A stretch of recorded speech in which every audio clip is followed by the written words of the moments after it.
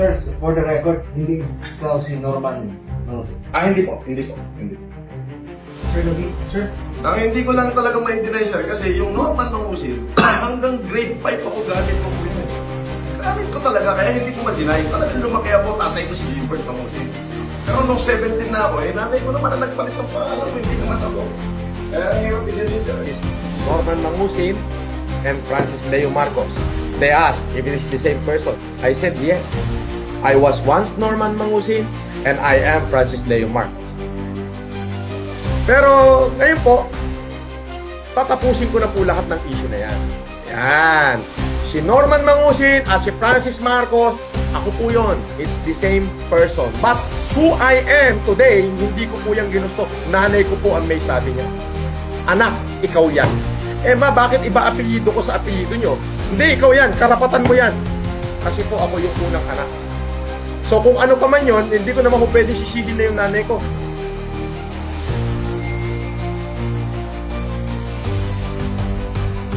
Okay?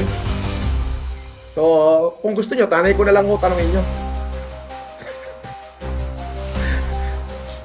Ulitin ko po, Norman Mangusin and I is the same person. I use both name, but not because I wanted.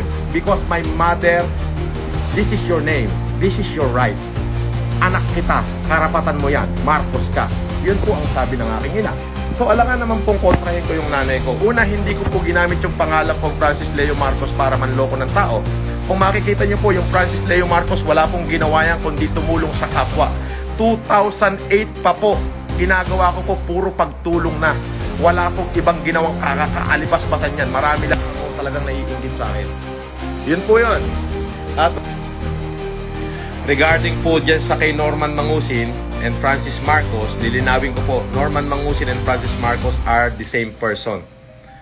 But hindi po ako ang may gawa nun. Yung akin pong ina. Kung ano po yung pangalan ko, nanay ko po ang nagpangalan. Hindi ko po pwedeng sisihin yung nanay ko. Buhay ko po, utang ko po sa kanya. Pero both names po ay wala pong ginawang kriminalidad. Opo. Yung regarding uuli doon sa issue ko na Norman and Francis, hindi po ako may gawa niyan. Nanay ko po.